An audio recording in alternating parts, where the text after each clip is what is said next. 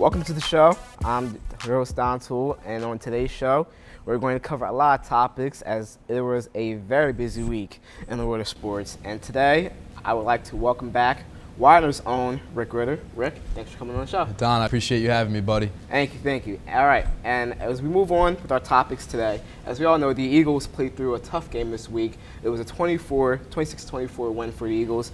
It was close, it looked close, but if you take away the penalties, the score, wasn't close at all. Some key stats for the Eagles: Mike Vick was 17 of 29. He had 218 yards and 1 touchdown. I think he was very aggressive in his start, and I think that was huge for him.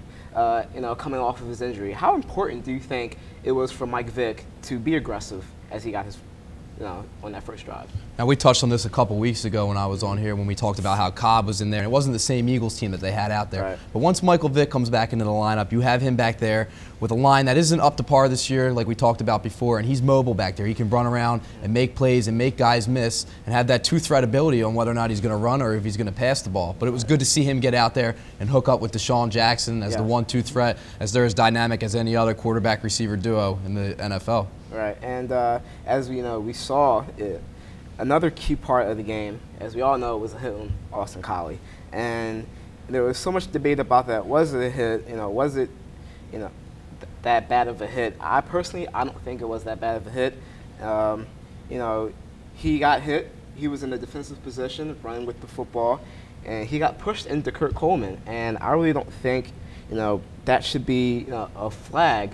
But as we've seen the last couple of weeks, the refs are cutting down on plays like that, and I really don't think that should be a flag. And okay, Austin Collie, he was hurt, he had a concussion, but it's football, and at the same time, you have to play football, as we all know, and you have to let them play, because if you don't, you might as well just throw flags on everybody and play flag football, because it takes away from the game of football.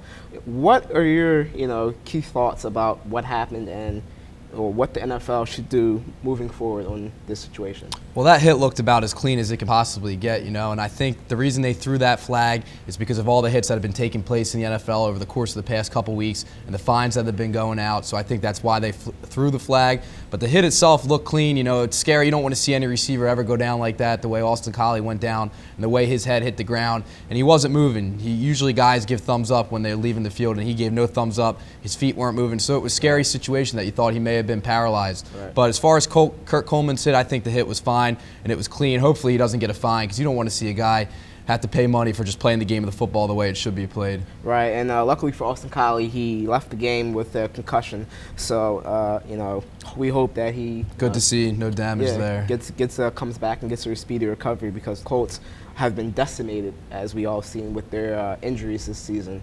So hopefully, the Colts, Austin Collie will come back. And as we move on, we're going to move on to the Sixers right now, and the Sixers are struggling for their lives right now. They're 2-5, and they're going to be without Andre Iguodala for a period of time. And I think that this is a roster that I like to call has huge payroll with little talent. And personally, they need to go through this roster and change everything, I think, from head to toe. What's wrong with this roster, Rick? Because as we see, they're losing games that, we think they should win. Well, just about everything's wrong with the roster, Don. I agree with you on the payroll part. They're paying guys way too much money. They're tied up in contracts that they gave a couple years back. Elton Brand has never played up to what he was supposed to be. Andre Iguodala is another guy. And they really can't move any of these guys. No other teams in the NBA want to take these guys through trade because they don't want to pay that type of money. So it's going to take a couple of years for this team to get back to the franchise that they used to be when Allen Iverson used to play here. But it's a shame because it's not Doug Collins' fault. It's going to take him a little while to get these guys on the same page with him. They could be a possible dark horse sleeper in the East this year, but I just don't see it happening with the injuries right now and the way that they're playing early on in the season. I think it's going to count on the bench, and it's going to have to see. We're going to have to see guys like Evan Turner, the Rookie of the Year, really step up and show why he is the #2 pick. We don't have time to wait for him to develop. We need to see what he can do right now. Right, and luckily they have placed and started Evan Turner in their last game, and he should get the start when they play Oklahoma City this upcoming Wednesday. And he's going to be a huge part for this Sixers roster for a number of years. And as you mentioned before, the talk of Allen Iverson. As we all know, Allen Iverson, has arrived in Turkey with his team that he signed with. I think that this is actually a very good thing for Allen Iverson to get away from the NBA and to establish himself again as a key player. As we all know, he still thinks he could play, and a lot of people out there still think he can play. He just needs to find the right team. I personally think he will find his way back into the NBA sometime, maybe next year or after his 2-year contract is up. What are your thoughts on Allen Iverson? Because as we all know, we love him in Philly. We wish him the best, and personally, I would love to see him play again. Well, the thing is with Allen, he's going over to Turkey to try and get his career going again over there. If he would have kept his mouth shut a couple years ago, he would have still had a job in the NBA. He didn't want to accept the fact that he was getting older. He doesn't have the speed that he used to have, the quickness and the ball skills that he used to have. And he's getting older, so he needs to be a guy that can come off the bench. He could have been on a championship caliber team like the Los Angeles Lakers and came off the bench, or the Boston Celtics and came off the bench. But he didn't want to accept that role. He thought that he could be a starter in this league. And unfortunately, that wasn't the case, so that's why he's going over to Turkey, make some more money, a lot more money actually than he would make here. I believe he's got a 2-year deal worth $4 million over there, and I think he would only got about maybe $2 million if he stayed here, and that's if he accepted the fact or accepted his role to be a bench player. Right, and I think that was a very huge part because as we've seen over the years, he's been a type of player that is going to speak his mind, and as as we all seen what happened. The time he spent in Denver didn't work. The time he spent with the Pistons did okay, but it didn't work out as well because there were some other players on the team, and he wasn't the go-to guy. As he's getting older, he needs to realize, hey, I'm not going to be the go-to guy anymore because they don't think I can play. But I think, going over to Turkey will show people that he can play. And I think that if he gets on a team such as the Memphis Grizzlies as he was before, or a team that is struggling and needs that piece, I think he will be able to flourish in the NBA like he did before. But now, he needs to prove that he can still be that dynamic player as he once was before. Most definitely. I agree with you there. He's going to have to prove it over there in Turkey. And if he does a good job over there, maybe he can get out of his contract after a year and possibly get back into the NBA and get on a team and accept that role as a bench player. But he could be a key piece. I could see that in the future, him being a key piece and helping an NBA team win the championship. All right, and as we move on, as we all know, this past Saturday, it was announced, this past Friday, it was announced that the Phillies have officially released Jason Worth. He's now an official free agent. He was a restricted free agent coming into this offseason. He's now a free agent. What are your thoughts? And first of all, is Jason Worth going to be a Philly next year? That's the first question. It's hard to say right now. I truly hope he would be a Philly, but I'm not sure if it's going to happen. I'm not sure if the Phillies are going to give him the type of money that he wants. He's talking Jason Bay numbers, the outfielder for the Mets that he got last year. Right. And, he started off the season hot this year, but he didn't finish as strong for the rest of the season. So I don't know if he's going to get the type of money he thinks he's going to get, but if the Phillies don't offer it to him, you can bet that the Boston Red Sox will be giving him that type of money because they would love to put him in their outfield out there. So it'll be interesting to see what happens, but we can only hope that he's a Philly next year because he's a key part to keeping this nucleus of young core players together for the next course of the couple of years. Right now, he was a very huge part in the Phillies World Series run a few years ago and last year. And I think during the course of the season, as it progressed, he kind of got into the mindset, my contract is up with this team. And as we saw, his numbers diminished tremendously from last year. And, as you go, as each player will probably go through this, it's kind of hard, to stay focused on the game, and you have to worry about your contract at the same time. I mean, it has to be, because you have to worry about your future and other stuff like that. But, as far as Jason Worth goes, he's a great player. I think him coming back to the Phillies, as he was originally drafted by the Phillies, they spent time with the Dodgers after they released him.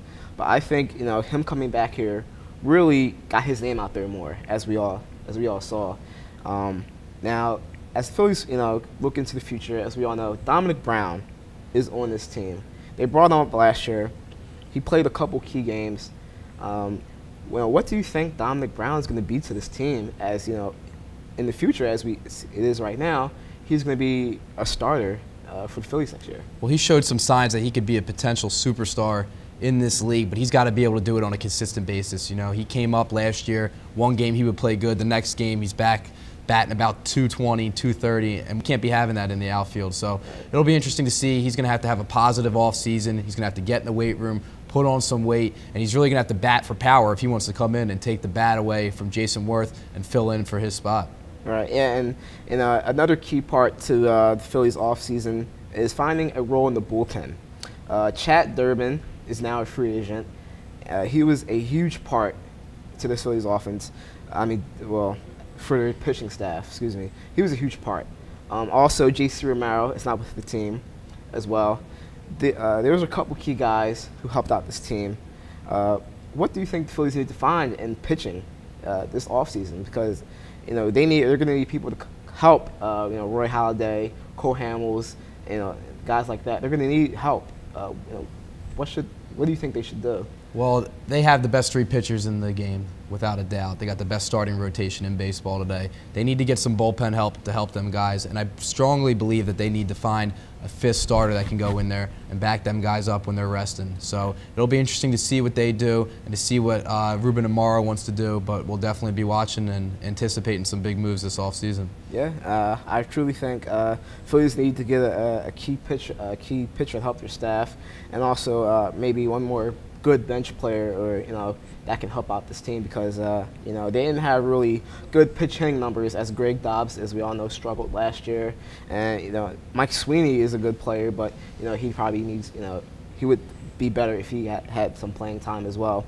So the Phillies really need to. This is an important offseason, as we all know. They got out. They got beat by the eventual world champion San Francisco Giants, and this is a huge offseason for this team to prove to everybody that, hey, we're still there. We can still be a good team in this league.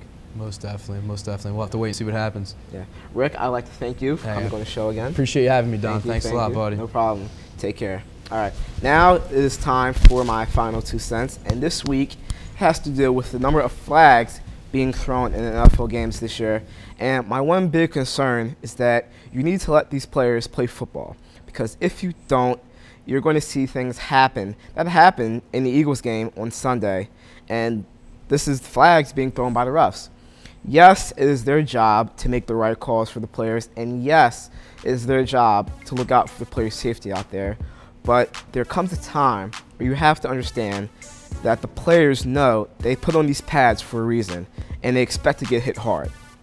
I can guarantee you that this situation is going to get worse before it gets better in the NFL. And the players need to come to terms with the league with what's legal and illegal as far as that hit is concerned. Well, I'm Don Toole. This is 2 cents, and for everyone in the crew and behind the scenes, we will see you next time. Take care.